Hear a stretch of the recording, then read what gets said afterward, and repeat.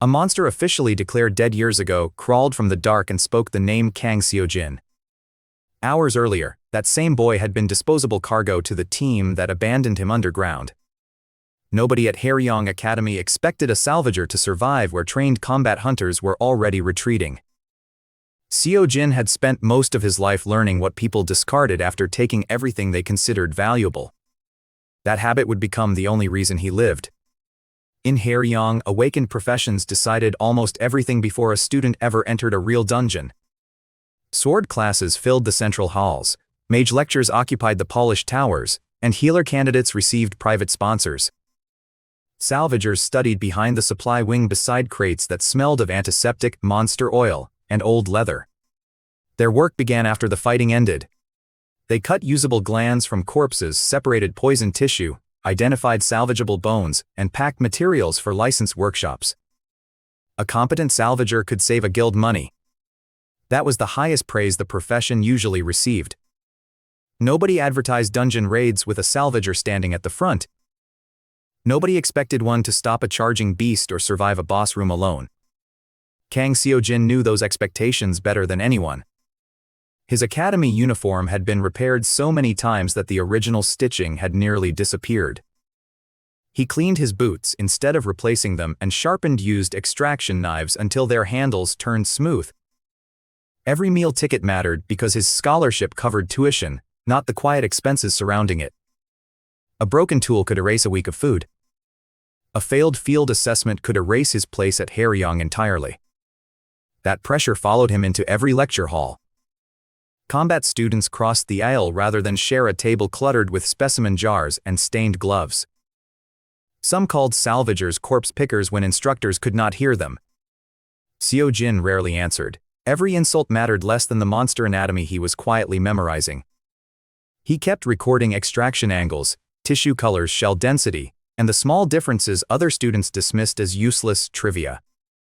Monster bodies told stories if someone bothered to read them carefully. A torn tendon showed how the creature had pivoted before death. A cracked fang revealed where armor had stopped its bite. Burn patterns across a hide exposed the direction a spell had struck. Seo-jin understood monsters best after they stopped moving. He hated that limitation because all his knowledge became useful only after someone else finished the dangerous part. During practical combat, his profession offered no burst skill, no reinforced body, and no glowing weapon technique. His first profession skill was Carcass Appraisal. It could identify usable monster materials with frightening precision. Against a living target, it did nothing.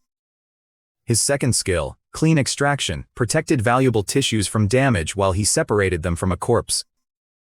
It reduced damage to harvested materials and helped him separate valuable parts without ruining their properties. Again, the Academy ranking board gave him almost no credit. Haeryeong rewarded whatever kept a hunter alive during battle. Seo-jin specialized in what remained after someone stronger had already won. Even so, he refused to become careless. He trained his grip with weighted tools after class and studied monster anatomy past midnight. He mapped weak joints from autopsy diagrams and memorized which organs stored mana under different conditions. None of that made him impressive during sparring. It did make him difficult to surprise. On the morning of his first licensed academy dungeon, Seo-jin arrived before the combat team finished checking their weapons. The assigned gate stood beneath an abandoned reservoir outside Haeryeong City. Cold vapor rolled from the entrance and gathered around the concrete steps.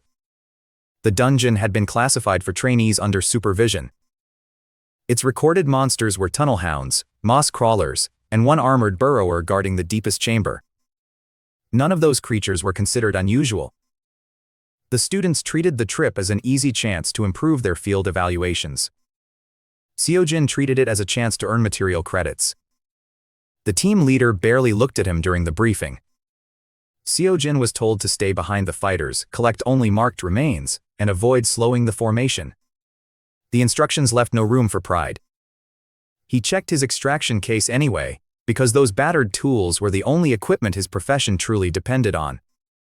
2 narrow knives, sealable specimen cloth, mana-resistant thread, bone shears, and a battered utility hammer sat inside. None of it looked heroic, yet every piece had earned its place through months of academy salvage work. Every piece had kept him fed during academy work assignments. The team entered the dungeon shortly after the gate stabilized. Damp stone swallowed the daylight within a few steps. Blue guide crystals embedded in the walls marked the approved route toward the training zone.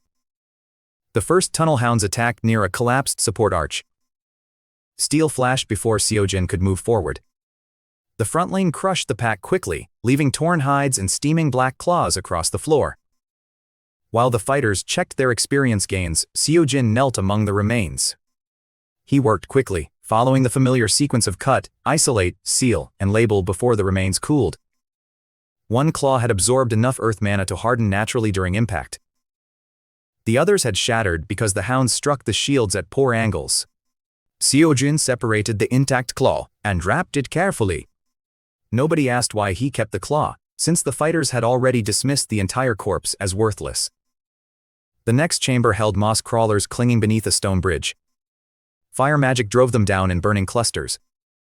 Their bodies collapsed into wet fibers that combat students stepped over without slowing. Seo-jin stopped for 3 breaths beside the largest remains. Carcass Appraisal highlighted a pale knot beneath the creature's central mass.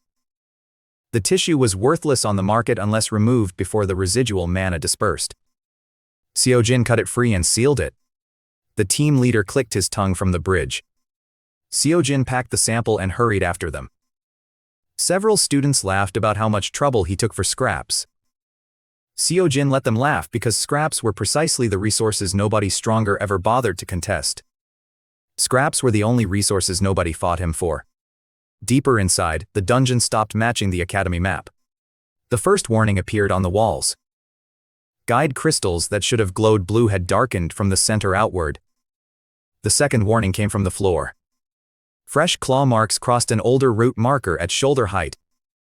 Tunnel hounds could not reach that high while standing normally. Seo-jin touched the grooves with one gloved finger.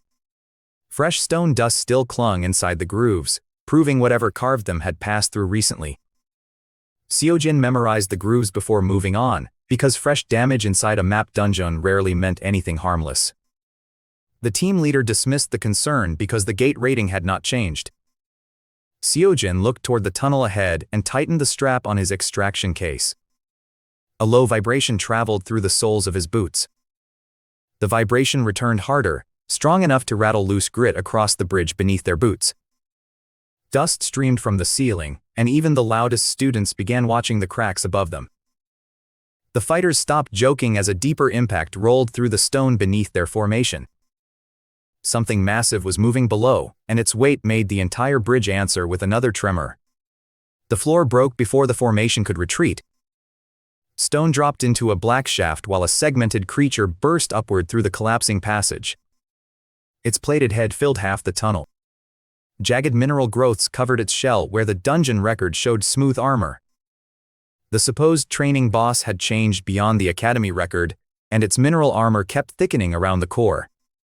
The first charge threw 2 shield users into the wall.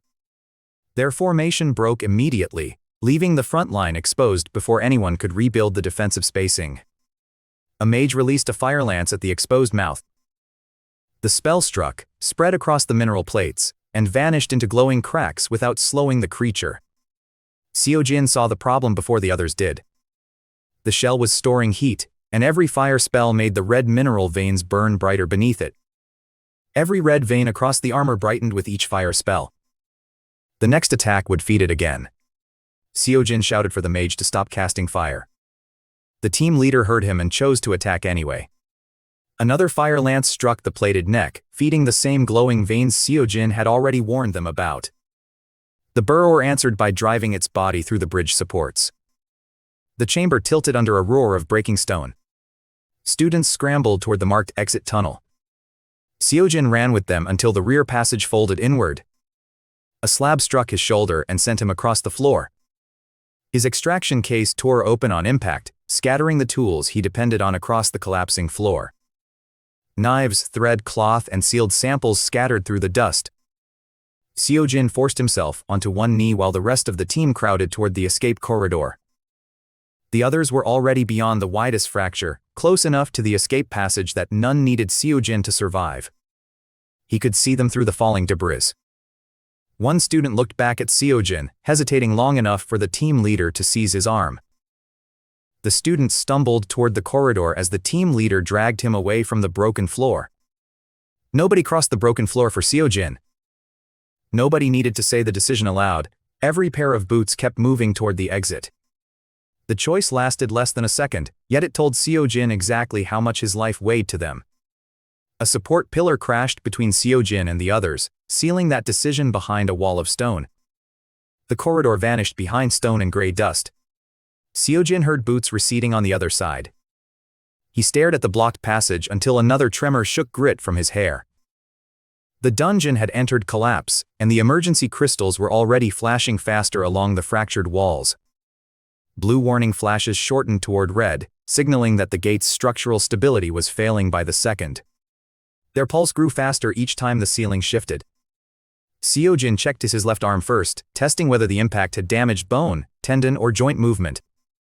His fingers still moved, though lifting the arm sent a hard line of pain through his shoulder. His shoulder burned when he raised it, but the joint still held. He gathered the nearest tools before the floor moved again. The utility hammer had survived, giving Seo-jin one blunt weapon and one reliable tool for whatever waited deeper inside. One extraction knife had broken completely, and every remaining second inside the gate still mattered. His specimen cloth was half buried beneath rubble. Seo-jin pulled it free with his good hand. The intact tunnel hound claw remained wrapped inside. So did the moss crawler core tissue. The team had abandoned him with materials they considered worthless. Seo-jin had no weapon better than a hammer. He also had no marked route back. The remaining tunnel behind him descended away from the collapse.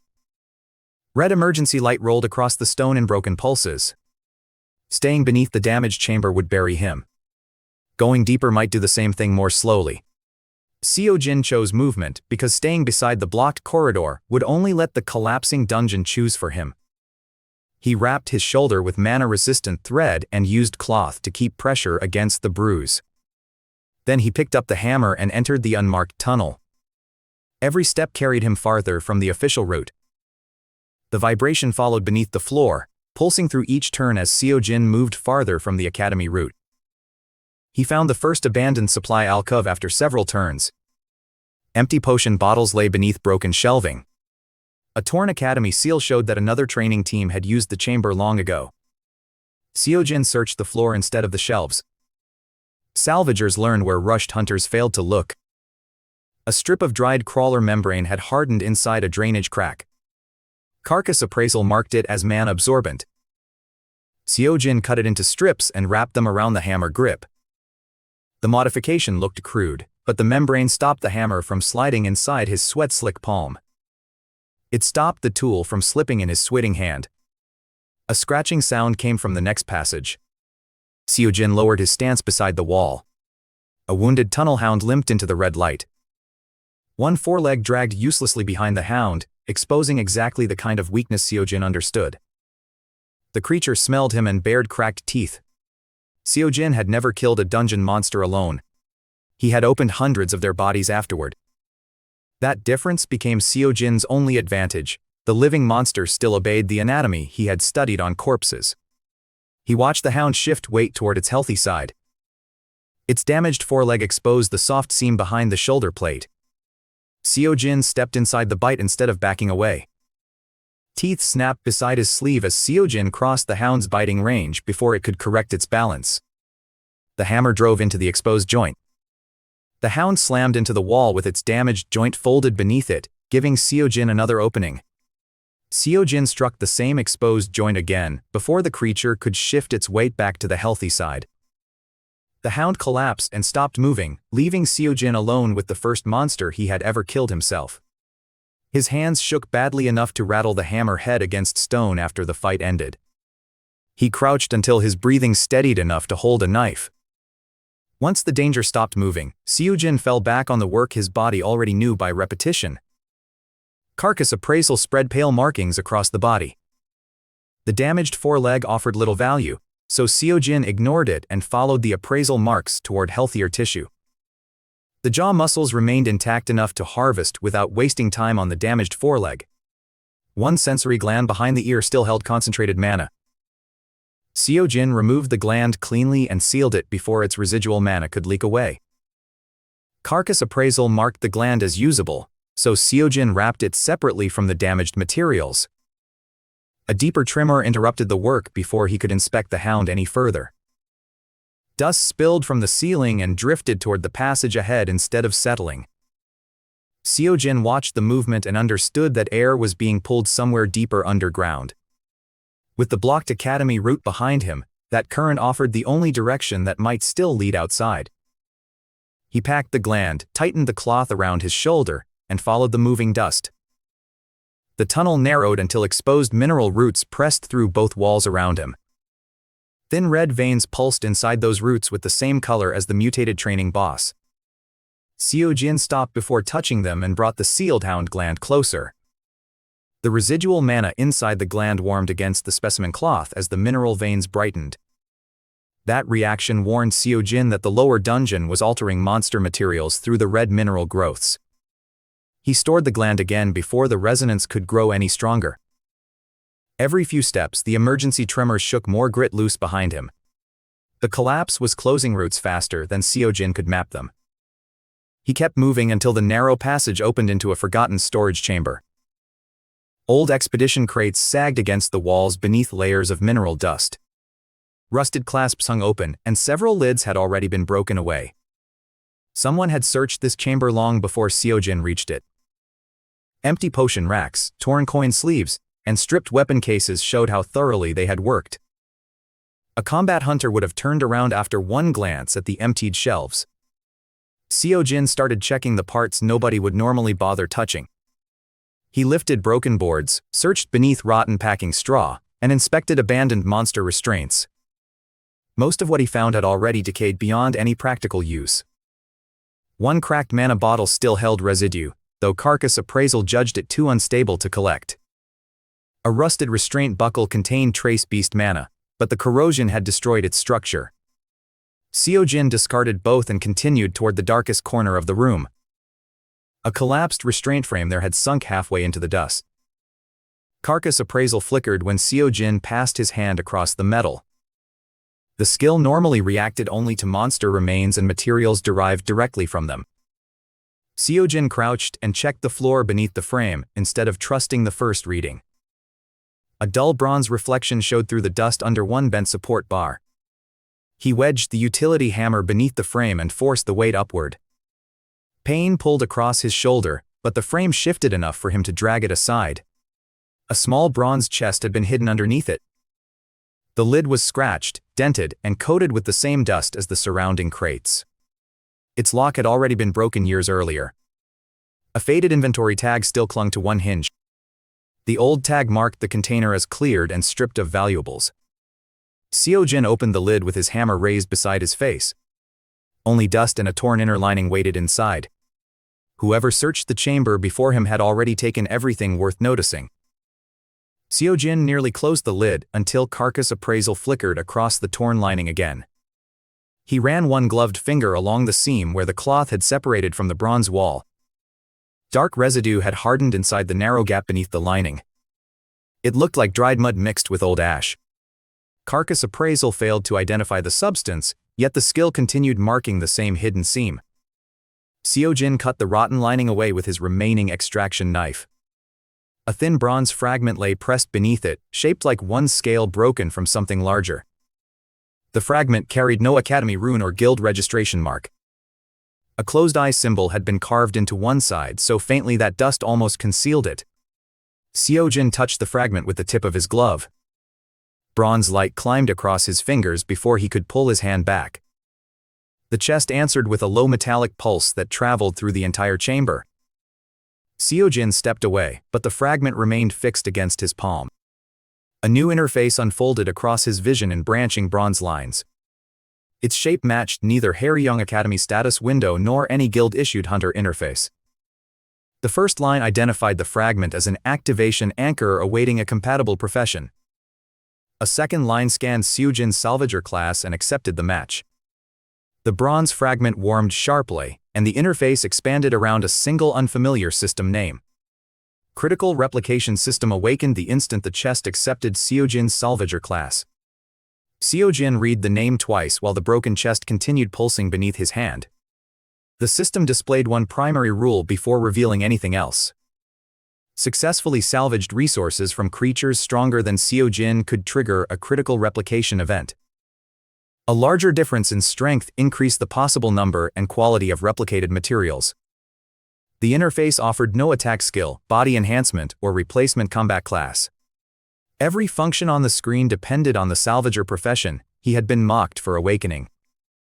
Seo-jin remembered the sensory gland sealed inside his specimen cloth. The system marked that recently harvested gland as an eligible resource. He removed it carefully and placed it inside the open bronze chest. Bronze lines spread beneath the gland, tracing its shape without damaging the remaining mana. The system registered the material as salvage taken from a creature stronger than its current user. A replication check began before Seo-jin could decide whether the result was worth risking. The single gland trembled once against the bronze floor.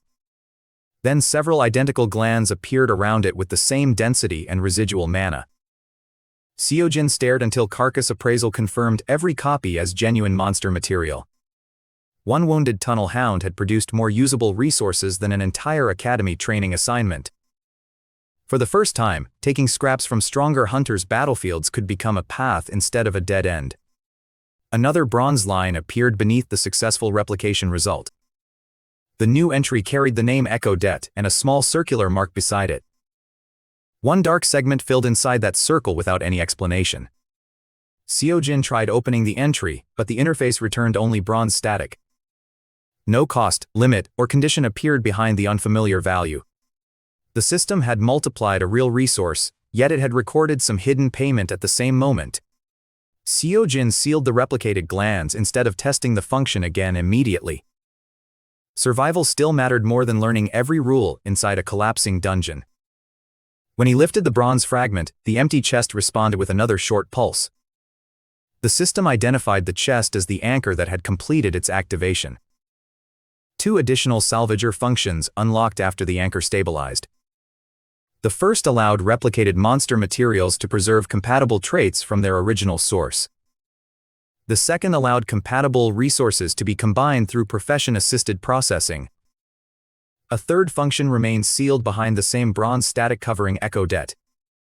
Seo-jin slipped the bronze scale inside his uniform where it could not fall from a torn pocket. The instant the fragment touched his chest, every remaining lamp in the storage room went dark. A wet clicking sound answered from the passage he had just crossed. Seo-jin raised the hammer and turned toward the doorway as several shapes scraped across the stone. 3 moss crawlers squeezed into the chamber, their bodies threaded with the same unnatural red mineral. The red mineral threads beneath the crawlers glowed brightly enough to reveal their bodies in the darkness. Each creature was thicker and faster than the moss crawlers assigned to Haeryeong's beginner route. The first crawler launched from the wall before Seo-jin could retreat toward the chest. Seo-jin raised the utility hammer with both hands and braced his injured shoulder behind the handle. The impact numbed his wrists, but the improvised membrane grip kept the hammer from twisting free. Instead of matching its strength, Seo-jin redirected the crawler into a rotten expedition crate. The crate burst apart and exposed the pulsing core knot beneath the creature's tangled fibers. Seo-jin stepped through the splinters and drove the hammer straight into that exposed knot. Moss fibers cinched around the hammer head and tried to drag the weapon from his hands. The membrane wrapped around the grip held long enough for Seo-jin to wrench the hammer loose. He recovered the weapon just as the second crawler swept low across the floor. Seo-jin kicked a loose restraint frame into its path instead of meeting the charge directly. The crawler tangled itself in the metal bars and tore several fibers trying to escape. Seo-jin crossed the distance before it could free its core. 2 hammer strikes crushed the central knot and dropped the creature inside the broken frame. The third crawler fell from the ceiling behind Seo-jin before he could turn fully. Its fibers coiled around his injured shoulder and tightened against the bruised joint. Pain shot down his arm hard enough to loosen his grip on the hammer. Seo-jin drove himself backward into the wall, using his own weight to trap the crawler. The creature flattened against the stone and exposed the softer underside beneath its core fibers. Seo-jin stabbed upward with his remaining extraction knife while keeping the crawler pinned behind him. The blade pierced the exposed tissue and snapped near the handle under the strain. The crawler sagged against his back as the remaining fibers lost their grip. Seo-jin pulled himself free and stood among 3 corpses, shattered crates, and scattered restraint bars. His last proper extraction knife had broken, leaving the utility hammer and snapped blade as his only tools. 3 monsters stronger than him now lay within reach of the profession everyone considered worthless. For a salvager, the fight had only opened the most valuable part of the encounter. Carcass Appraisal marked dense core fibers, mineral-fed membranes, and 1 intact resonance sac inside each body. Seo-jin harvested the first resonance sac carefully with the shortened blade. The critical replication system reacted the moment the organ separated cleanly from the corpse. Bronze light crossed the sac, and several identical organs appeared beside the original on his specimen cloth. Echo Deb gained another dark segment at the same instant, still refusing to reveal what the increase meant. Seo-jin studied the result long enough to confirm the copies before returning to the remaining corpses. Those replicated sacs alone could replace several complete extraction kits once he escaped the dungeon. The second crawler yielded another intact sac, yet the replication check ended without producing a copy. The third crawler produced only 1 additional membrane when its own replication event triggered. The uneven results showed that the system multiplied opportunity, rather than guaranteeing the same reward every time. Seo-jin could improve his odds by targeting stronger sources, but he could never command the exact outcome. That uncertainty made every successful salvage valuable and every unnecessary risk dangerous. As Seo-jin grew stronger, weaker monsters would naturally become poorer sources for critical replication. Stronger monsters, however, could turn materials abandoned by other hunters into resources far beyond normal salvage value. That rule matched Salvager better than any combat class Seo-jin could imagine. He never needed ownership of the first strike to benefit from a defeated monster. Guild rankings and flashy finishing attacks mattered less than access to remains everyone else had already discarded. For the first time, Seo-jin could see a progression path built around his profession instead of despite it. Every corpse became a chain of possible materials rather than a single market price. A discarded organ could become several copies if the source had been strong enough. A broken shell could still carry 1 trait worth combining with another salvaged part. Seo-jin packed the usable materials until his damaged specimen case could barely close. He reinforced the torn latch with monster thread before checking the remains of his broken knife. The metal edge was ruined, but the grip and short section near the handle remained intact. Seo-jin placed the tunnel hound's hardened claw beside the damaged knife and opened the processing interface. The system marked both pieces as compatible with a simple salvager-assisted reinforcement method. Seo-jin chose the lowest risk option because he could not afford to destroy his remaining cutting tool. Bronze lines wrapped around the claw and broken steel without producing heat or sparks. The claw softened along its inner edge and folded around the surviving metal. When the light faded, a dark hooked cutting surface had replaced the snapped portion of the blade. The finished claw knife looked crude, but its point carried the hound's natural piercing strength. Carcass Appraisal confirmed the new edge could cut monster cartilage more efficiently than the Academy knife had. Seo-jin tested it on crawler membrane and watched the hooked edge pass through without snagging. That clean cut changed what Salvager could mean inside a dungeon. His profession knowledge now supported equipment creation as well as harvesting after combat. Seo-jin turned the rough claw knife in his hand, measuring its balance against his tired wrist. Haeryeong had trained him to clean up after stronger hunters finished fighting. The system gave him a way to use those remains before the next fight even began. A deeper tremor rolled beneath the chamber and shook dust from the empty shelves. The bronze chest shifted against the floor as the same vibration passed through its open lid. Seo-jin looked inside once more before leaving the chamber behind. A narrow groove had appeared where the activation fragment had rested beneath the torn lining. Dark particles moved through that groove against gravity and gathered around the closed-eye symbol. Echo Det pulsed beside the symbol, linking the unreadable value to the chest for one brief instant. Both signs faded before Seo-jin could force the interface to explain either one. He closed the chest and left it where earlier hunters had already abandoned it. The bronze scale stayed beneath his uniform, warm against the cloth whenever the dungeon trembled. Seo-jin entered a maintenance passage hidden behind the rotten expedition crates. The air current grew stronger there, carrying warm mineral vapor from somewhere below. Red roots covered more of the tunnel walls with every turn Seo-jin descended. Several roots had split from internal pressure, exposing glowing veins beneath their hardened outer layer. Carcass Appraisal finally identified the nearest growth after Seo-jin stopped beside one cracked section. Burrower molt residue had fused with dungeon minerals and spread downward through the old passage. The appraisal showed the residue had been carried through the mineral network, rather than deposited in one isolated spot. Thin pulses of red light moved deeper through the wall each time the dungeon trembled. Seo-jin scraped one loose mineral flake from the cracked edge without cutting into the active vein. The sample retained traces of burrower residue, heat, and unfamiliar corpseborn mana mixed inside the same structure.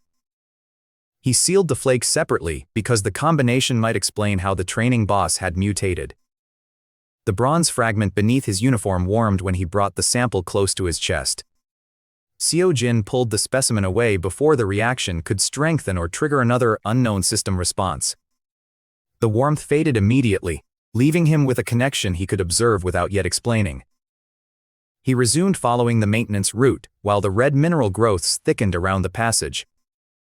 The tunnel sloped downward, and warm vapor gathered near the floor in slow-moving layers. Every few steps, another cracked root exposed brighter veins beneath its hardened surface. The air tasted metallic enough that Seo-jin covered his mouth with a strip of specimen cloth. Carcass Appraisal kept marking the growths as mixed monster residue fused into dungeon mineral. The repeated readings confirmed that the contamination extended far beyond the single mutated training boss. Seo-jin followed the strongest mineral pulse, because it ran in the same direction as the descending airflow. The red glow beneath the stone became steadier as the passage narrowed around him. Nothing on Haeryeong's Academy map showed any structure beneath the official boss chamber.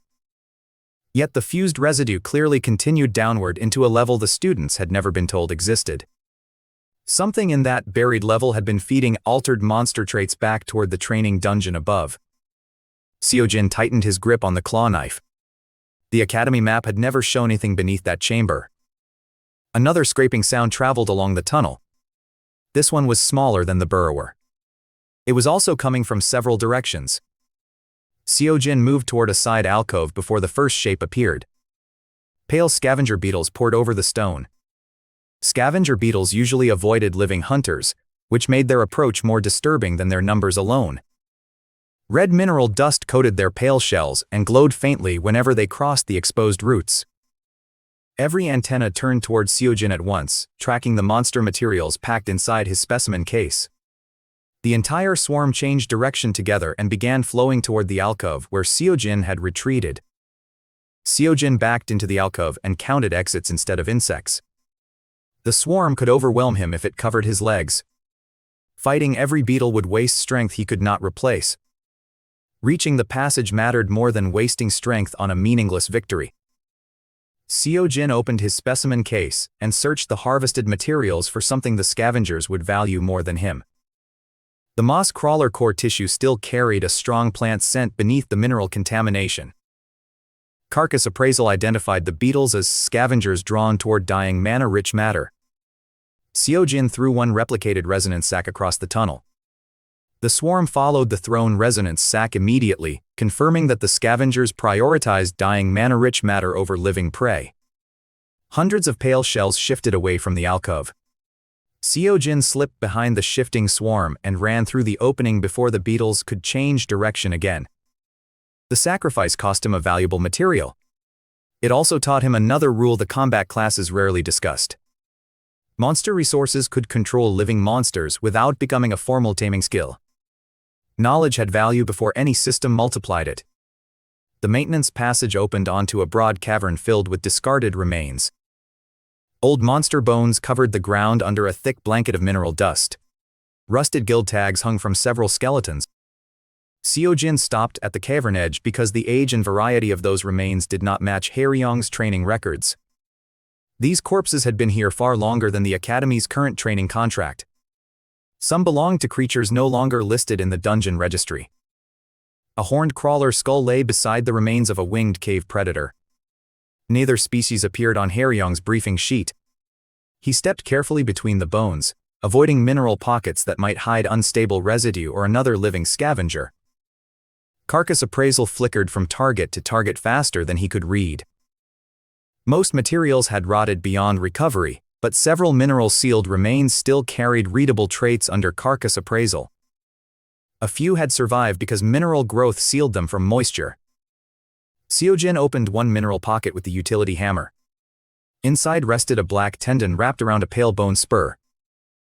The black tendon still held dormant elasticity despite the years it had spent sealed inside the mineral pocket. The bone spur carried a minor piercing trait. Neither piece had much market value alone, yet their traits complemented the weaknesses of Seo-jin's crude claw knife. Together, they triggered the system's compatibility display. Seo-jin placed them beside his claw knife. The processing interface offered several reinforcement routes using the preserved tendon, bone spur, and damaged claw knife. He chose reinforcement instead of another blade conversion. Bronze light threaded the tendon through the damaged tool handle. The bone spur locked beneath the claw edge. The knife became heavier and more stable. Seo-jin tested the reinforced point against a mineral crust and cracked it with one controlled thrust. A clean fracture spread through the mineral crust, proving the reinforced point could handle material ordinary Academy steel struggled against. His equipment was improving from resources other hunters had abandoned years ago. The cavern's value changed completely once Seo-jin understood what remained there. To Seo-jin was an untouched workshop. He searched only what his remaining time allowed. 2 preserved scale plates became forearm guards under the system's processing function. A strip of hardened crawler membrane became a belt for the overcrowded specimen case. Several dead materials failed compatibility and were left behind. Seo-jin did not force every resource into a weapon. Salvage mattered because the right part served the right purpose. A faint scratching came from beneath the bone field. Seo-jin froze and lowered the claw knife toward the nearest movement beneath the layered remains. One small skull rolled aside near his boot. A dark shape pushed upward through the remains. It was no larger than a house cat. Ash-gray fur clung to a narrow body marked by pale blue stripes. One ear was torn and crusted with old dirt. The creature's golden eyes tracked Seo-jin's hands rather than his face.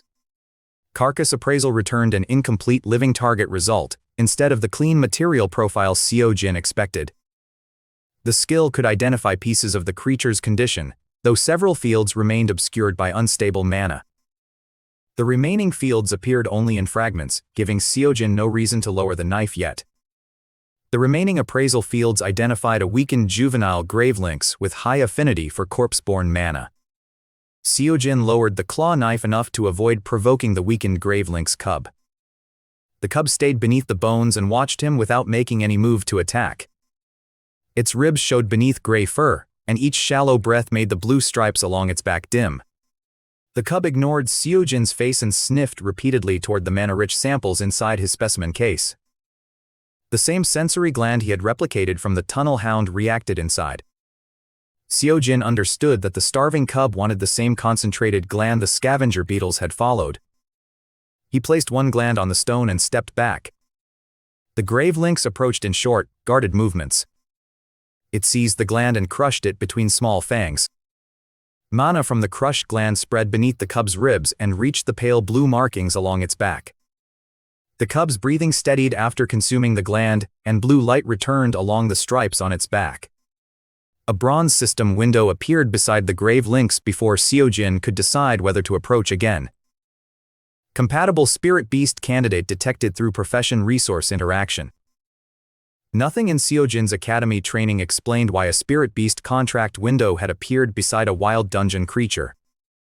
The interface offered a resource-based partnership instead of the conventional taming method Seo-jin had never learned.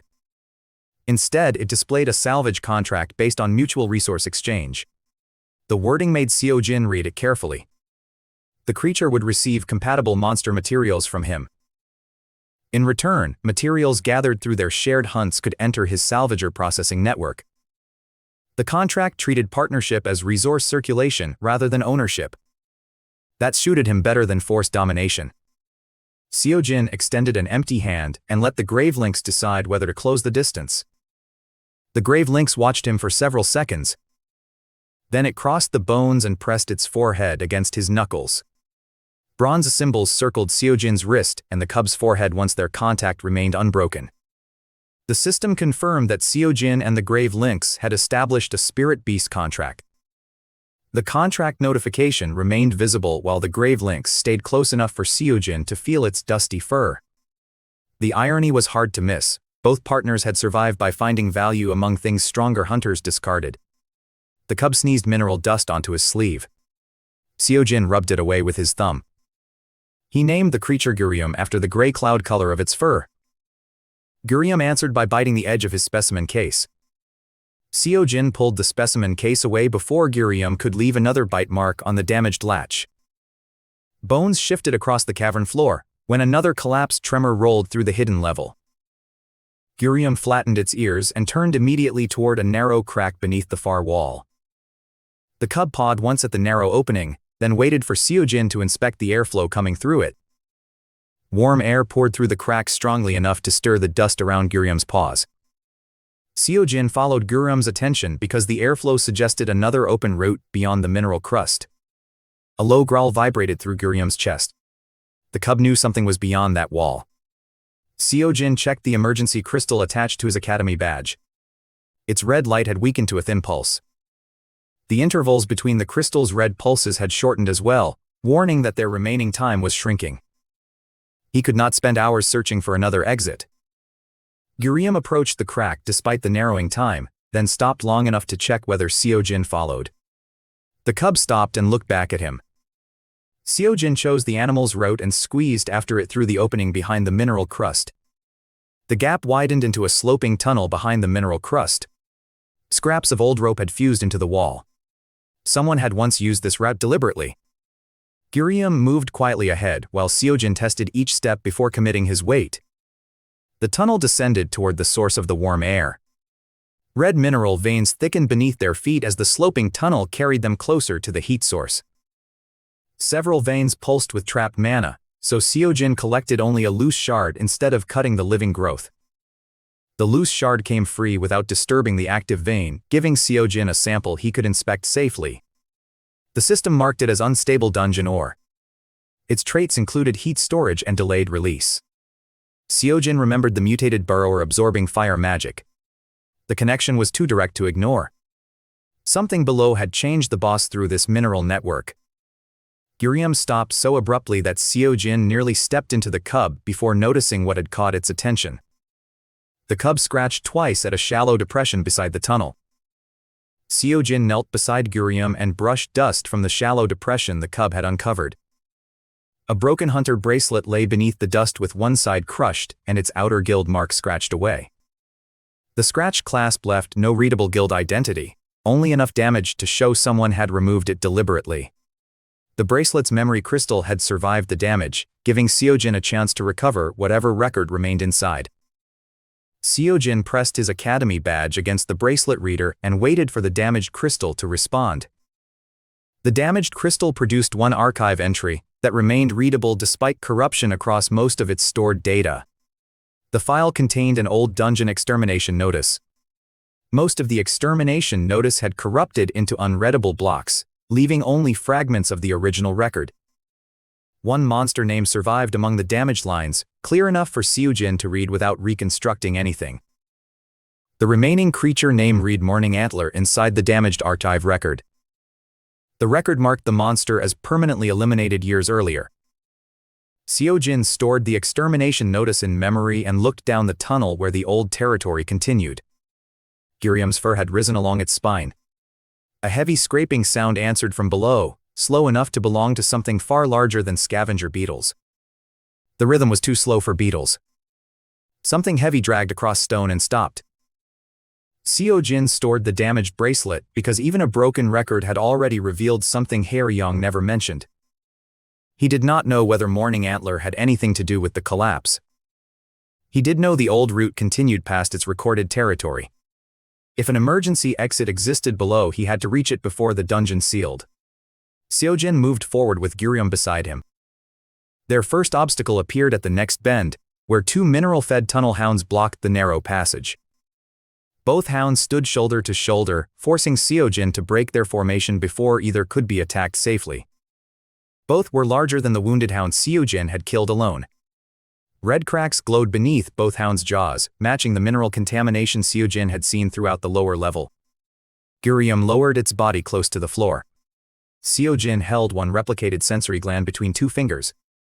Both hounds smelled the replicated sensory gland immediately and shifted their attention towards Seo-jin's raised hand. He threw the gland past them into the narrow side trench. One hound followed the thrown gland into the side trench exactly as Seo-jin intended. The second hound ignored the bait and kept its attention fixed on Gurium instead. Seo-jin had separated the pair without drawing a blade. Gurium attacked first, darting across the remaining hound's vision before its jaws could lock onto Seo-jin. The cub darted across the hound's vision and forced it to twist.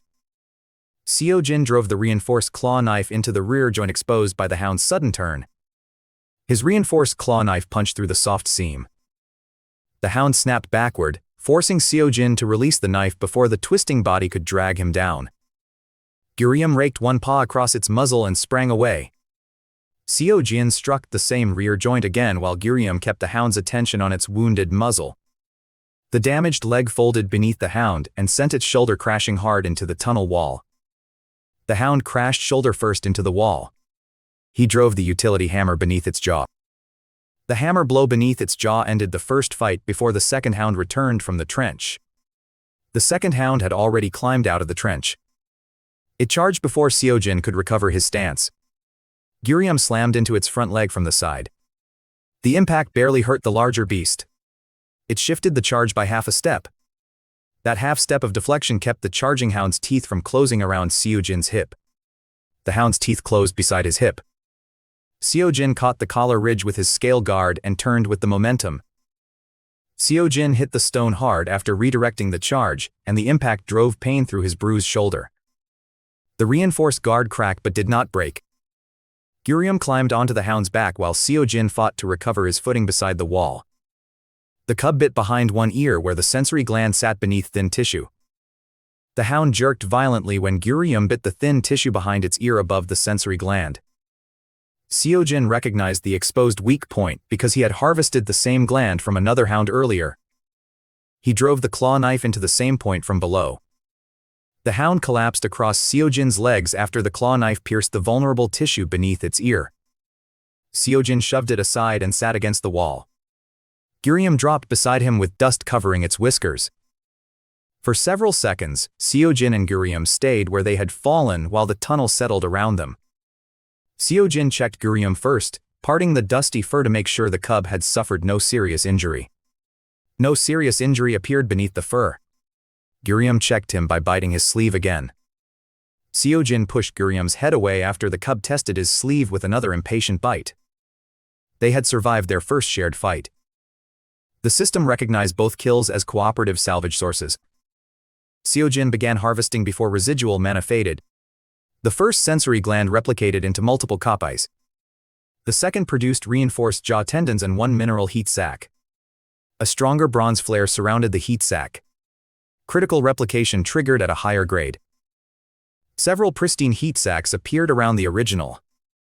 Echo depth surged with the replicated heat sacs, and the circular indicator changed shape for the first time.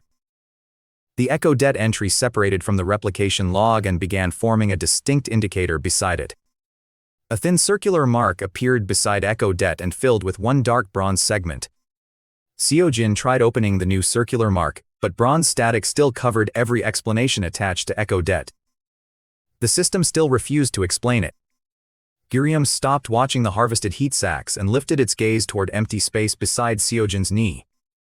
Gurium stared directly at the floating mark, revealing that the spirit beast could perceive Seo-jin's hidden interface. That detail tightened Seo-jin's grip on the harvested heat sac. Standard hunter interfaces were visible only to their registered user unless deliberately shared. Gurium tracked the symbol until it disappeared. The spirit beast contract had connected the cub to more than his salvage inventory. Seo-jin stored the question with the others. Keeping himself alive still came before every unanswered question around the system. He combined one heat sac with the unstable dungeon or shard. The system warned that the materials shared a volatile heat storage trait. Seo-jin selected controlled release instead of maximum output. Bronze lines compressed the sac around the mineral shard. The result became a thumb-sized heat capsule wrapped in tough membrane. Carcass Appraisal identified it as a single-use thermal burst tool. Seo-jin held it away from his face. The Academy had never taught Salvagers to make grenades from leftovers. He stored the capsule in an outer pouch where he could reach it quickly. The other replicated heat sacs remained untouched. He had learned enough to respect unstable materials. Gurium sniffed one unstable heat capsule and recoiled hard enough to flatten both ears against its head. Seo-jin returned the capsule to its wrapping, accepting Gurium's reaction as another warning against careless experimentation. They continued down the forgotten route while signs of older battles began appearing along the walls and floor. Broken equipment and old impact marks appeared more often as the route entered another abandoned section of the lower dungeon. Deep gouges crossed the walls above human shoulder height. Several broken spearheads remained embedded in mineral crust. A charred shield boss lay fused to the floor. Seo-jin found no human remains near the abandoned equipment, suggesting the old expedition had recovered its people before withdrawing. Only damaged equipment, stripped field markers, and old drag marks remained around the battlefield. They had also stripped the obvious monster parts. That still left plenty for a salvager. Seo-jin removed hardened resin from beneath an old shell plate. He harvested fibrous muscle preserved inside a sealed leg joint. He collected bone dust carrying a weak mana-conductive trait. Critical replication triggered only once across those materials. The replicated resin doubled his usable supply. Echo depth showed no visible increase after the ordinary resin replication, unlike the stronger critical surges Seo-jin had triggered earlier. Seo-jin compared the resin result with the replicated heat sacs and separated ordinary gains from the darker critical events. Small replication gains left the circular mark unchanged, giving Seo-jin one useful distinction between ordinary and critical results. The strongest multiplications darkened echo det, tying the hidden indicator to the system's most profitable outcomes. That difference mattered more than the growing pile of replicated resources. A system that multiplied resources could become a trap if the debt demanded repayment later. Seo-jin refused to treat free power as truly free. He started separating replicated materials by trigger intensity. Low-grade copies went into the left side of his case. High-grade critical products went into the right. Gurium watched the sorting with open impatience. Seo-jin fed Gurium a strip of mana-rich hound tendon after checking it for mineral contamination. Within moments, blue lines brightened across Gurium's shoulders and the cub's steps became noticeably steadier. A new contract entry opened beside Gurium after the consumed tendon finished circulating through its spirit core. The update added a sensory trait derived directly from the monster material Seo-jin had fed the cub. Grave links could detect concentrated corpse-borne mana through stone at short range. Seo-jin looked at Gurium while the cub was already sniffing along a mineral-covered section of wall. Gurium had gained a tracking trait from the consumed monster material, extending their salvage partnership beyond simple feeding. The new ability gave Gurium a practical role in finding hidden corpse-borne mana before Seo-jin could see its source. That meant monster resources could strengthen his companion without conventional beast training manuals. Seo-jin's progression path widened again because salvaged materials could now strengthen equipment, feed replication, or develop Gurium. Processed salvage could become equipment when Seo-jin understood which traits belonged together. Other materials could become disposable tools designed around the specific dangers blocking their route. Compatible monster resources could also strengthen Gurium and unlock traits through their spirit beast contract. His profession was becoming a network instead of a single skill set. The system amplified whatever he understood well enough to use. Seo-jin looked at his battered case with different eyes. He had entered the dungeon carrying tools for cleaning up other people's victories. Now the case held the foundation of his own combat style. A narrow chamber ahead forced them to stop. The floor had split around a deep fissure glowing red from below. Only a broken stone beam connected both sides. Gurium crossed the broken stone beam first, testing the narrow path with quick steps before waiting on the far side. Seo-jin waited until Gurium reached the far side, then tapped the beam twice with a hammer. The beam shifted under Seo-jin's hammer, forcing him to move his heavy specimen case off his back. He removed the heavy specimen case and tied it to mana-resistant thread. Then he crawled across while dragging the case behind him. Halfway over, something moved inside the fissure. A plated head rose through the red glow. It belonged to a young burrower covered in the same mineral growths as the mutated boss.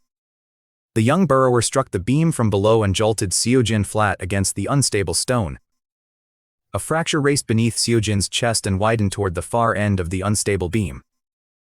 Gurium hissed from the far ledge as another impact widened the fracture beneath Seo-jin. Seo-jin wrapped the thread around his forearm and kicked away from the breaking section. The center section gave way completely, leaving Seo-jin swinging toward the ledge as broken stone fell beneath him. He caught the far ledge with one hand. The sudden load tore through his bruised shoulder when his left hand caught the ledge. Gurium grabbed the thread in its teeth and pulled backward. Gurium pulled the specimen thread backward, preventing the overloaded case from dragging Seo-jin deeper into the fissure. With Gurium holding the case weight back, Seo-jin could use his free hand to search for another grip. Seo-jin drove the claw knife into a stone seam above the ledge. The reinforced claw knife held inside the stone seam long enough for Seo-jin to gain another handhold. Seo-jin hauled himself onto the far side beside Gurium while the young burrower snapped at empty air below. The burrower remained below the ledge, unable to climb the sheer wall after the beam disappeared. Seo-jin rolled onto his back as the last piece of the broken beam disappeared into the red-lit fissure. The red glow swallowed the falling stone until even the sound of its impacts disappeared below. Their route behind them was gone, leaving the carved passage ahead as the only path still available. Gurium pressed against Seo-jin's side while both watched red light pulse upward from the fissure below. The glow pulsed upward in slow intervals that matched the mineral veins running through the corridor walls. Going forward had become the only option again. He stood before his shoulder stiffened further. The passage beyond the fissure had been carved by tools rather than monsters. Old iron brackets lined the carved passage walls, proving human workers had once maintained this forgotten section. Broken lantern hooks appeared at regular intervals. Seo-jin had entered an abandoned expedition corridor. The stone beneath his boots carried faded directional marks. One arrow pointed toward a surface shaft. Another pointed deeper toward a sealed research zone. The surface arrow should have ended his search. The tunnel beneath it had collapsed completely. Massive roots of red mineral fused every gap shut. Seo-jin struck one fused mineral root with the hammer and felt the vibration return through solid stone. The returning vibration showed that the fused root extended deep into the collapsed tunnel instead of ending near the surface. Breaking through would take longer than the dungeon had left. Gurium moved toward the faded research arrow, after Seo-jin confirmed they could not break through the sealed route quickly enough. Beyond the research arrow, the corridor remained open enough to keep moving before the next structural collapse. Old containment doors appeared farther down the research corridor, their surfaces scarred beneath decades of mineral dust. Several metal doors were bent outward from their frames, showing that something inside had once forced its way into the corridor. Whatever had broken them came from inside. Seo-jin inspected the first door without crossing the threshold. Dried black residue coated the locking mechanism. Carcass appraisal identified monster blood, too degraded for species recognition. The second chamber contained shattered specimen tanks. The third held only rusted chains and broken feeding troughs. Haeryeong's training briefing had mentioned none of this. Seo-jin stopped trusting the dungeon's public history. Someone had used the lower level before the academy classified the gate for students. The erased guild marks on equipment no longer looked accidental. Gurium scratched at a half-open door ahead. Seo-jin pushed it wider with the hammer. A cramped processing room waited behind the corroded door, its shelves still lined with empty specimen jars. Dried labels covered shelves packed with empty specimen jars. One workbench remained intact beneath mineral dust. Seo-jin cleared enough space to set down his case. His forearm guard had cracked during the burrower attack. The claw knife edge had chipped near its base.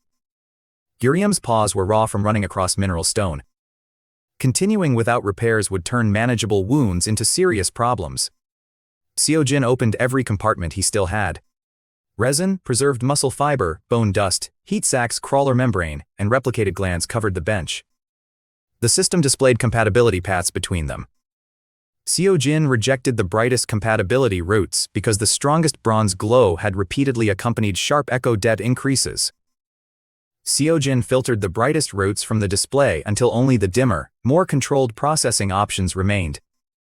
The comparison strengthened his suspicion that bronze intensity tracked the risk attached to echo det. He chose the more stable combinations, using preserved resin and bone dust to rebuild the cracked forearm guard.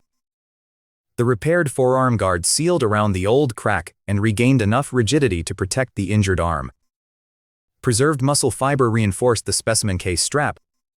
Crawler membrane wrapped Guryum's front paws in thin protective bands. The cub tried to bite them off. Seo-jin tapped its nose with one finger. Guryum glared at him and kept the wraps. The claw knife needed stronger reinforcement before Seo-jin trusted its chipped edge against another, armored monster. Seo-jin placed one mineral heat sac beside the chipped edge. The compatibility interface offered a controlled thermal tempering method using one mineral heat sac and the damaged blade. Seo-jin selected the lower output version, choosing a repair he could predict over the brighter alternatives. Bronze heat moved along the blade without producing flame.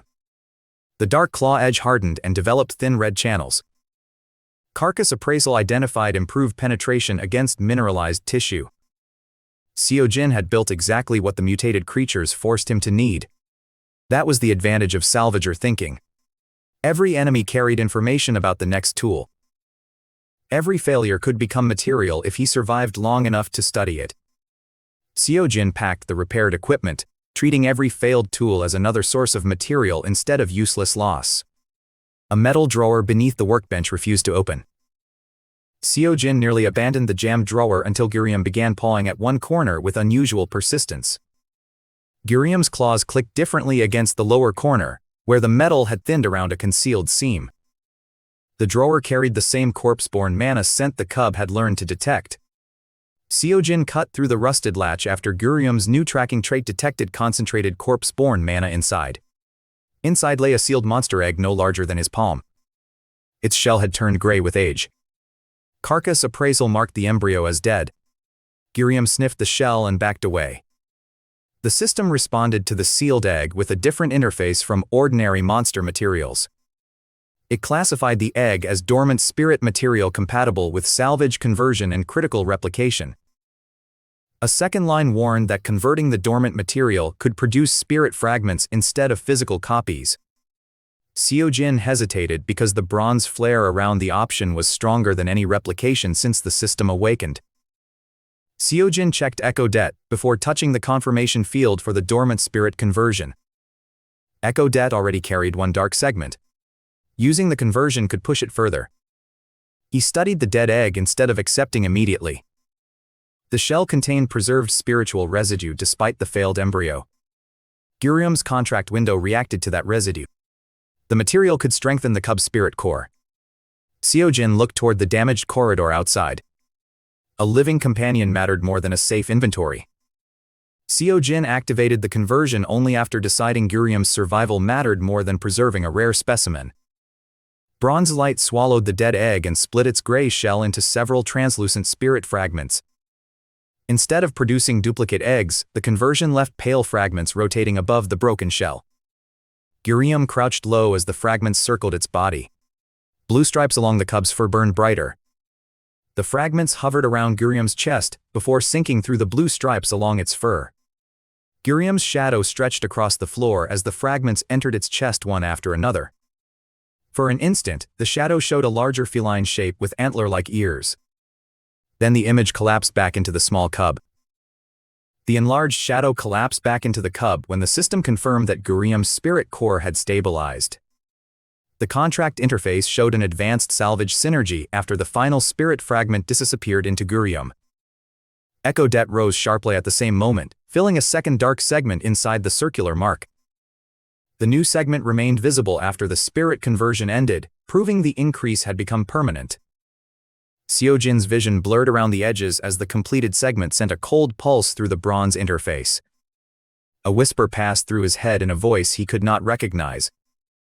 The distorted voice sharpened for an instant, turning the whisper into something close to a command. The command that reached Seo-jin clearly through the distortion was a single word: return. Seo-jin gripped the workbench until the blurred edges of the room sharpened again. Gurium pressed against his shin and stared upward. Gurium had heard the same whisper, judging from the way the cub stared toward the empty air above Seo-jin. Seo-jin opened the interface immediately, searching Echo Det for any new field connected to the voice. Echo Det offered no explanation for the voice. The two dark segments remained inside the circular mark. His pulse slowed only after the bronze mark stopped changing, and the whisper failed to return. He closed the interface and crouched beside Gurium. The cub's spirit core felt warmer beneath his palm. Its breathing had deepened without becoming strained. The spirit fragments had strengthened Gurium, though the second dark segment made the price impossible to dismiss. It had also made the hidden debt feel much less abstract. Seo-jin would not trigger another major replication unless survival demanded it.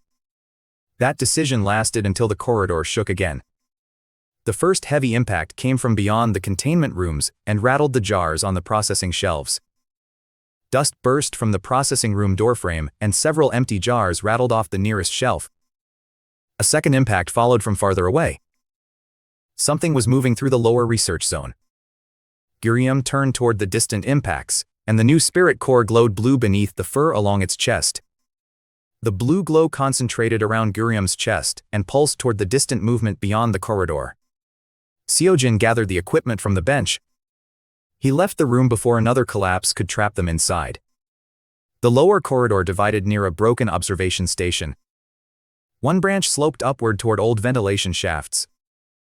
The other descended toward a sealed chamber marked with faded hazard bands. Warm air rose from the hazard-marked lower branch, carrying the same mineral scent as the research chambers. Fresh cold air descended from the upper branch, giving Seo-jin the first sign of a possible surface route.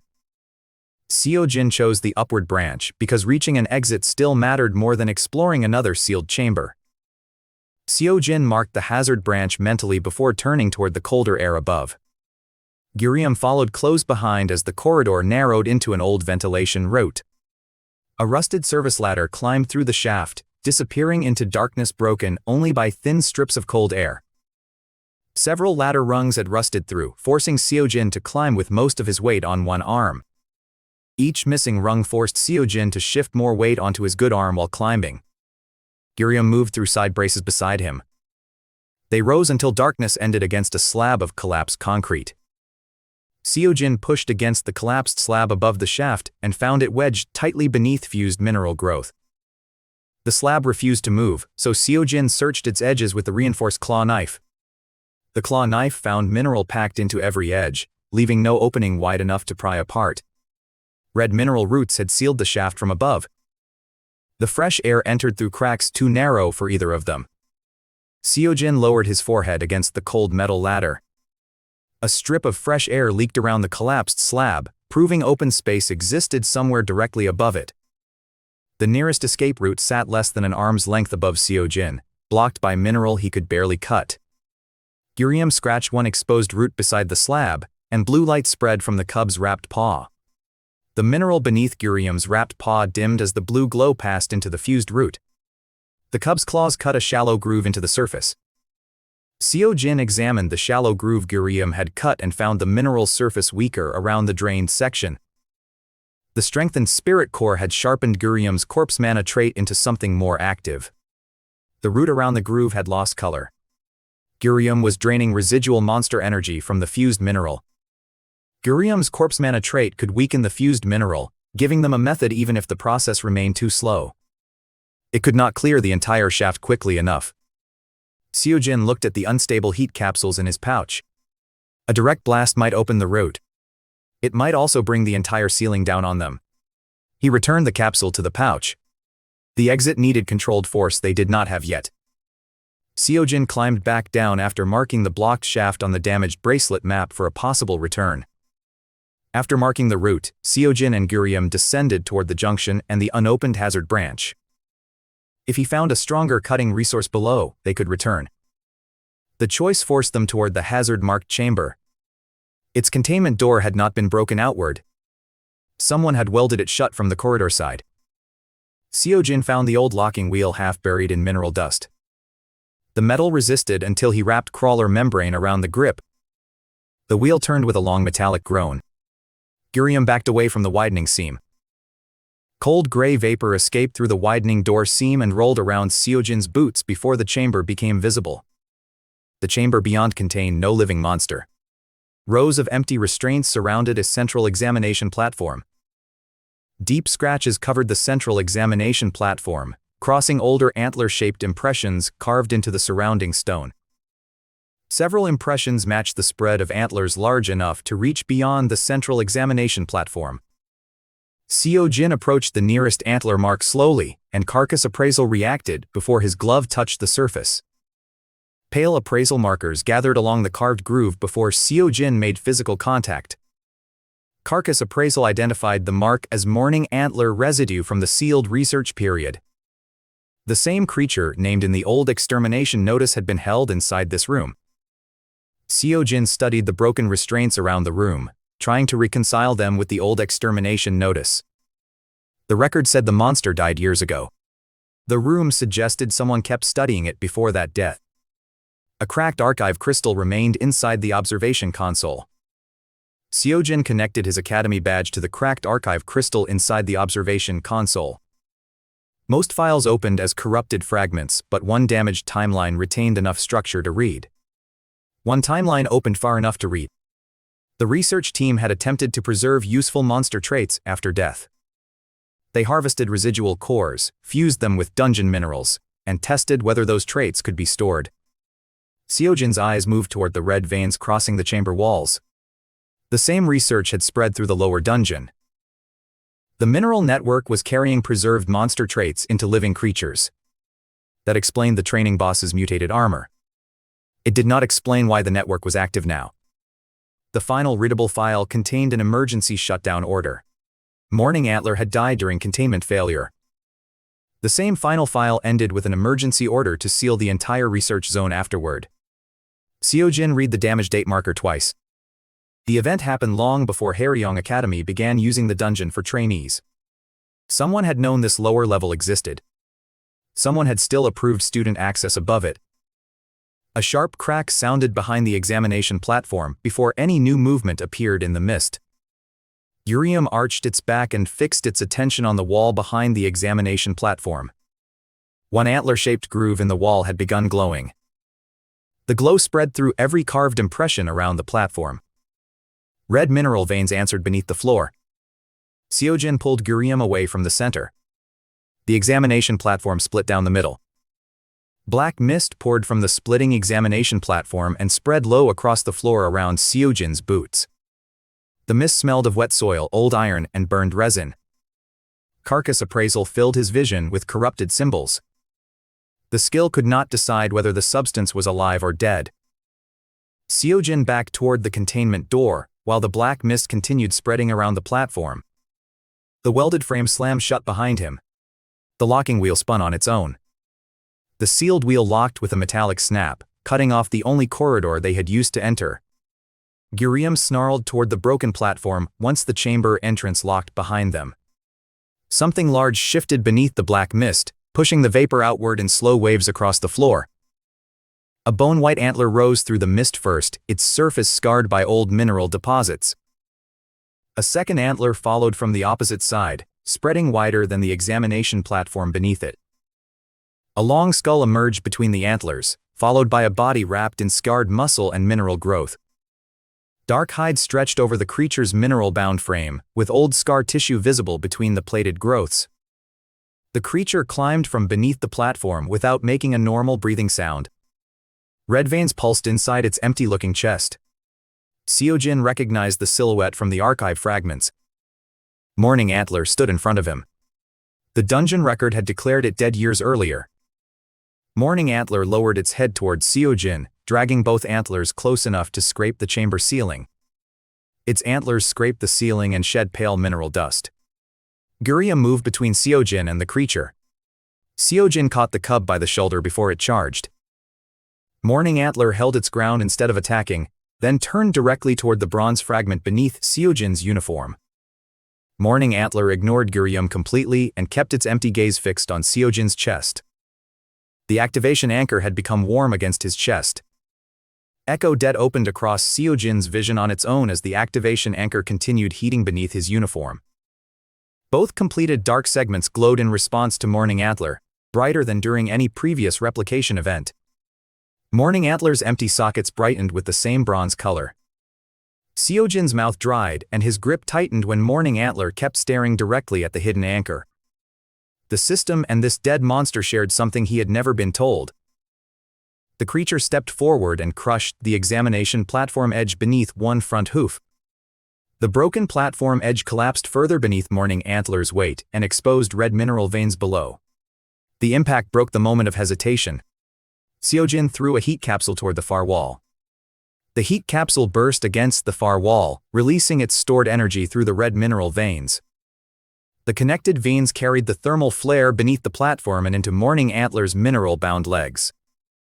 Mourning Antler turned toward the sudden flare, giving Seo-jin enough time to pull Gurium toward the opposite side. Seo-jin dragged Gurium behind the opposite side of the platform while the boss tracked the heat flare. The distraction bought them only a few steps. The monster's antler struck the floor behind them. Stone fragments tore across Seo-jin's repaired forearm guard. Seo-jin used the impact to roll behind the observation console before the next antler sweep reached him.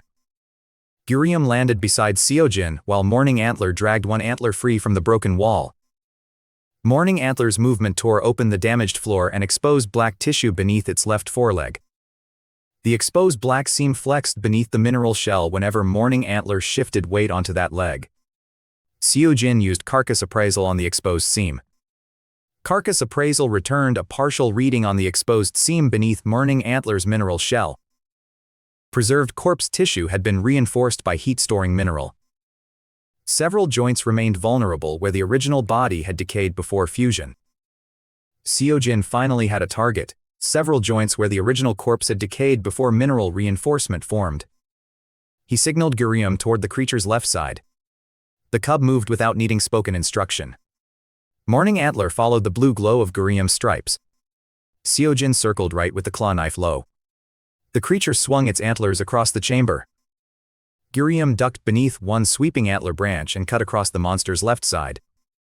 Seo-jin dropped flat as another passed over his shoulder.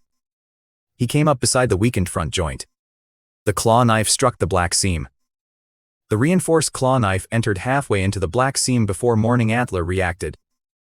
Mourning Antler kicked backward the instant the blade bit into the decayed joint beneath its foreleg.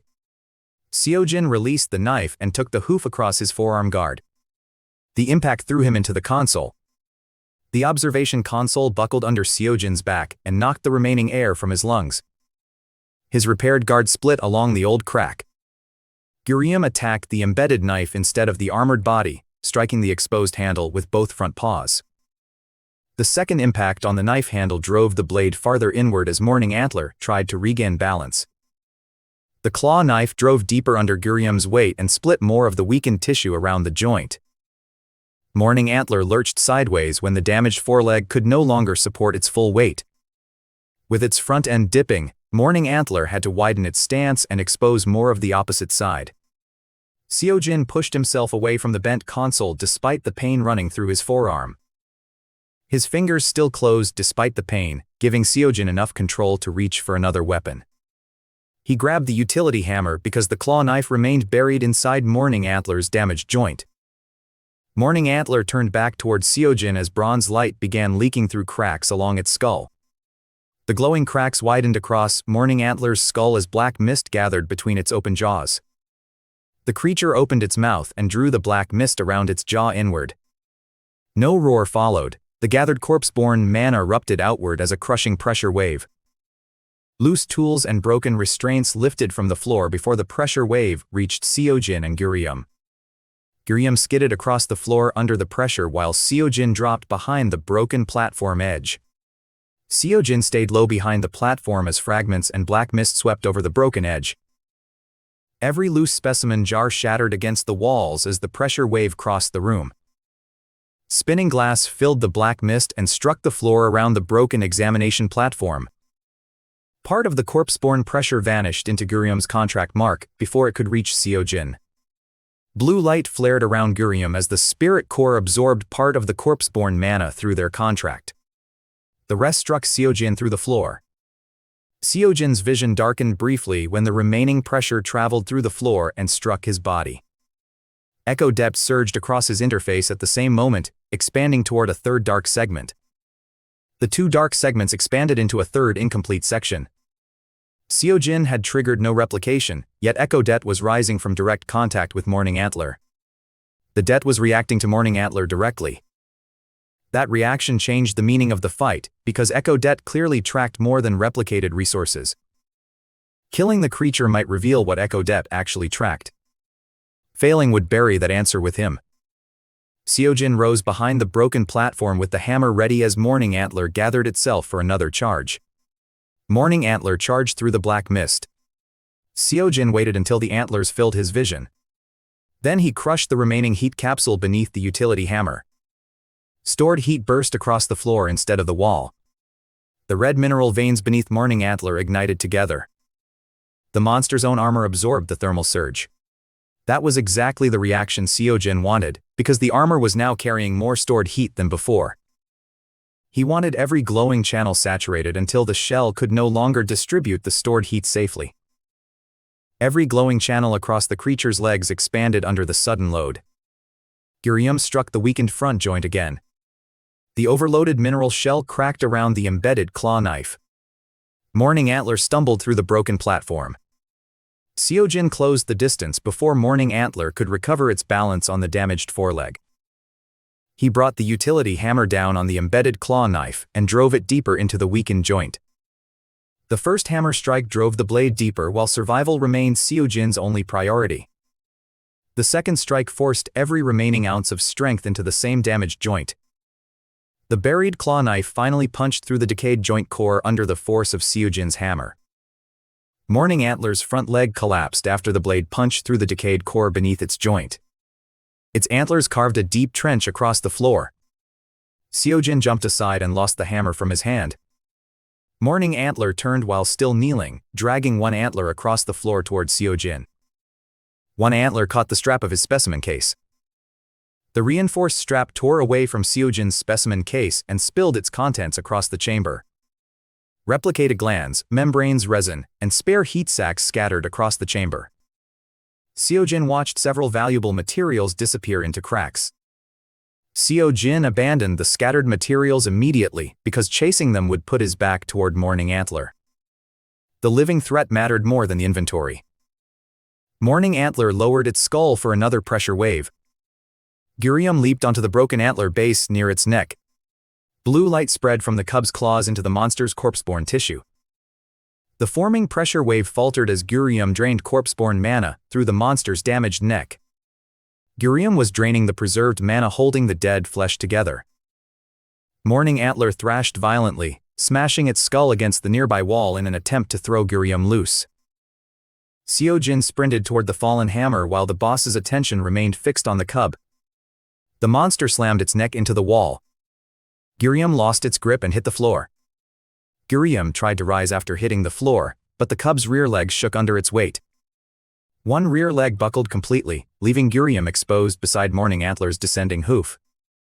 Seo-jin abandoned the hammer and changed direction the instant he saw Gurium fall. He reached Gurium before the next hoof came down. Seo-jin pulled the cub across the floor by its protective wraps. The hoof crushed stone where Gurium had been. Dust covered Seo-jin and Gurium after the hoof shattered stone where the cub had been lying. Gurium's injured leg trembled when it tried to stand. Seo-jin placed himself between the cub and Mourning Antler. The utility hammer remained several steps away.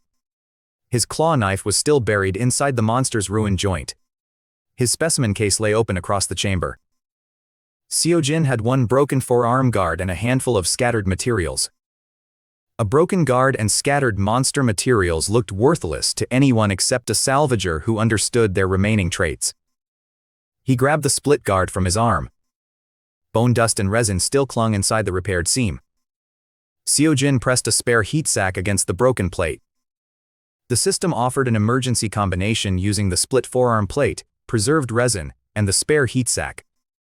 Its bronze glow was stronger than every safe route he had rejected earlier. Echo-det pulsed beside the high-output option, warning Seo-jin that the emergency craft would carry another hidden cost. Seo-jin looked once at Gurium's shaking rear leg. Seo-jin accepted the combination after one glance at Gurium's trembling rear leg and Mourning Antler's approaching shadow. Critical replication triggered through the emergency craft. The broken guard divided into several overlapping mineral plates around the heat sac. They fused into a short, hooked cleaver shaped by the original shell fragments. Red channels ran across its dark edge. Echo-det completed its third dark segment as the emergency cleaver finished forming in Seo-jin's hand. The unknown whisper returned immediately, clearer than the single word Seo-jin had heard after Gurium's evolution. This time it carried more than one word. The whisper warned Seo-jin to return before the det remembered who he was. Seo-jin's vision twisted when the warning ended, and an unfamiliar scene forced itself across his sight. A scene flashed behind his eyes that did not belong to him. Bronze doors stood beneath a black sky. Something with countless antlers waited beyond them. The image vanished before he could understand it. Mourning Antler charged before Seo-jin could make sense of the bronze doors or the antlered silhouette behind them. Seo-jin raised the hooked cleaver and angled its reinforced edge toward the nearest branch of the charging antler. The improvised weapon caught one antler branch and slid along its mineral surface. Red channels in the blade drank the stored heat. The weapon grew brighter with every inch. Seo-jin twisted his shoulders and redirected the antler branch past his ribs instead of trying to stop the charge. Seo-jin's boots carved two lines through the dust as he forced the antler past his body. Mourning Antler's shoulders dipped when its damaged stance could no longer carry the redirected momentum. Mourning Antler's weakened leg failed under the redirected weight and dropped its skull within striking distance. Seo-jin swung the heated cleaver into the cracked jaw seam. The mineral shell burst apart in dry fragments. Black vapor leaked from the exposed corpse tissue. Gurium forced itself upright on three stable legs and lunged toward the exposed corpse tissue beneath the jaw. The cub bit into the vapor-dark seam and pulled. Blue light gathered between Gurium's teeth as the cub pulled preserved mana out of the exposed tissue. Mourning Antler convulsed when Gurium tore a strand of preserved mana from the exposed seam. Seo-jin struck the same jaw seam again before the boss could pull its skull away. The heated hook buried deeper and split the mineral shell far enough for Carcass Appraisal to read beneath it. The system highlighted a core beneath the throat. Carcass Appraisal had finally mapped enough of the monster to expose its true salvage point. Seo-jin released the cleaver and reached for the embedded claw knife near the front leg. He tore it free with both hands. Mourning Antler twisted toward Seo-jin as he tore the claw knife free from its ruined foreleg. Gurium bit deeper into Mourning Antler's neck seam and tore loose another strand of corpse-born mana. The boss slowed when Gurium pulled another strand of corpse mana from its neck, creating one narrow opening. Seo-jin drove the claw knife beneath the throat. The reinforced point pierced the highlighted core. Bronze light burst through every crack in Mourning Antler's body the instant the claw knife pierced its core. Mourning Antler froze with its antlers inches from Seo-jin. The red veins inside its body went dark one by one. The creature collapsed onto the broken platform. Seo-jin rolled away before its weight trapped him. Gurium limped toward Seo-jin after the boss collapsed, keeping its injured rear leg raised from the floor. The chamber stopped shaking for several seconds. Seo-jin remained on one knee and watched the corpse. Carcass Appraisal confirmed the core had failed. Only after that confirmation did the system register Mourning Antler as defeated and close the combat notification. The monster recorded as dead years earlier had now died a second time in front of Seo-jin. Seo-jin ignored the system window at first and reached for Gurium's injured rear leg. The cub's rear leg carried a deep bruise but no broken bone. He wrapped it with the remaining crawler membrane. Gurium leaned against his wrist during the treatment. Only after securing the wrap did Seo-jin approach the corpse. Mourning Antler's corpse began breaking apart before Seo-jin finished approaching the ruined examination platform. Black mist escaped through every crack in the mineral shell. Residual mana drained from the corpse so quickly that every salvage marker began losing stability. Seo-jin had very little time to salvage anything. Carcass Appraisal flooded his vision with material markers. Preserved antler marrow appeared among the first valuable markers across the collapsing corpse. Heat-storing shell plates followed, each one already losing stability as the body broke apart. Corpse mana tendon remained usable for only a short window before its residual energy dispersed. Carcass Appraisal also marked an unknown bronze core fragment buried behind Mourning Antler's throat.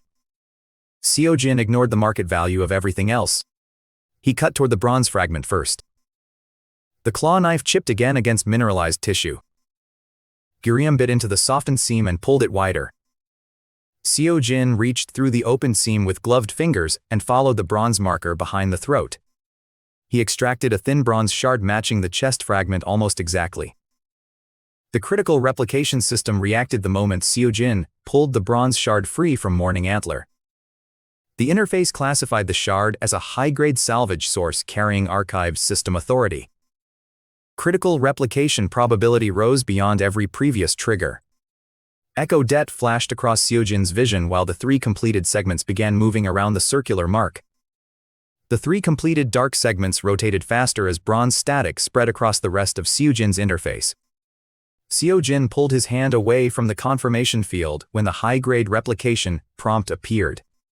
The replication activated by itself before Seo-jin could reject or confirm the high-grade source.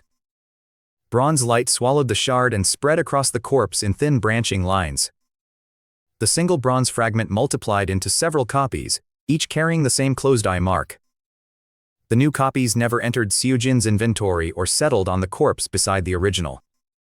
The copied fragments folded inward and merged with the bronze activation anchor beneath Seo-jin's uniform. The bronze scale against his chest grew warm enough to sting. A new system entry appeared after the copied fragments finished merging into Seo-jin's bronze activation anchor. The interface recognized the fragment as an archived source connected to the same authority as the bronze chest. Another line stated that partial authority had been restored through the recovered archive fragment. Echo depth shifted into an unexplained collection state as the 3rd dark segment began rotating around the circular mark. Seo-jin stepped backward because the system had changed without asking for any command from him. The words carried no timer and no explanation. Gurium growled toward Mourning Antler's collapsing corpse before Seo-jin could study the new system state.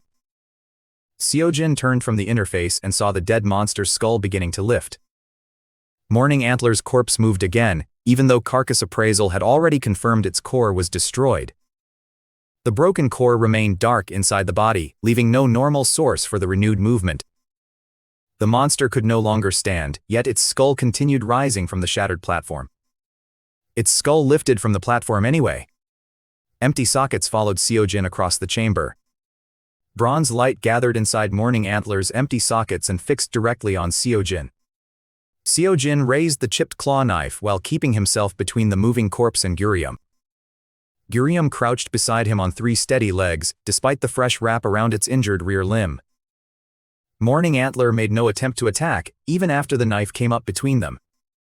Its broken jaw opened slowly, grinding mineral fragments across teeth that should never have moved again. A human voice emerged from the dead creature.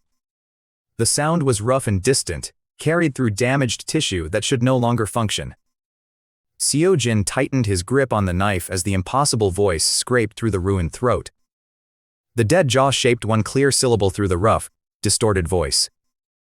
That syllable was Kang, the family name Seo-jin had never given anyone inside this dungeon. His fingers tightened until the damaged knife grip pressed hard against his palm. Mourning Antler tilted its skull toward the bronze activation fragment hidden beneath Seo-jin's uniform. The ruined mouth moved once more, forcing another word through the collapsing corpse. This time it formed Seo-jin, completing his name with impossible familiarity. No Academy record connected his name to this dungeon. He had never entered gate before today. The research zone had been sealed years before he awakened as a hunter. Yet a monster officially dead for years knew exactly who stood before it. Seo-jin took one step closer despite every instinct telling him to leave. The bronze light inside the corpse flickered. Mourning Antler tried to speak again as the bronze light inside its sockets began flickering. Only broken sounds escaped this time, too damaged for Seo-jin to recover another word. The black mist around its body thickened. Seo-jin activated Carcass Appraisal one more time. The skill no longer identified Mourning Antler as a normal monster corpse. A corrupted category replaced the normal corpse classification when Carcass Appraisal finished its second scan. The corrupted category identified the body only as echo-bearing remains. Seo-jin's entire interface shook when the circular echo det mark opened at its center. The opened echo det mark revealed a dark center deeper than any ordinary interface window should contain. For an instant, the bronze doors from his vision appeared inside that darkness. Mourning Antler dragged one antler across the stone. The movement pointed toward a sealed section beneath the examination platform. Haeryeong stared toward the same sealed section beneath the platform that Mourning Antler had indicated with its antler. Seo-jin followed the line with his eyes. A symbol had been carved beneath the broken platform. It matched the closed eye mark from the bronze chest. The corpse crumbled before Seo-jin could examine anything else. The last mineral fragments lost their shape and scattered across the platform as fine gray dust. The remaining black mist sank through cracks in the floor. Mourning Antler disappeared for the second time in recorded history. The dungeon tremors returned the instant Mourning Antler disappeared, shaking loose debris from the sealed research chamber. Seo-jin lifted Haeryeong against his chest and gathered only the materials within reach. The hidden research zone was collapsing around them, but one fact had changed everything. The bronze chest had awakened Seo-jin's system, yet Mourning Antler carried a fragment of the same hidden authority. Echo Det was tied to something buried in Haeryeong's forgotten research zone long before Seo-jin entered the dungeon. Whatever memory survived inside that buried network had recognized him without any academy record or prior visit. Kang Seo-jin survived the dungeon, but something beneath Haeryeong already knew exactly who he was.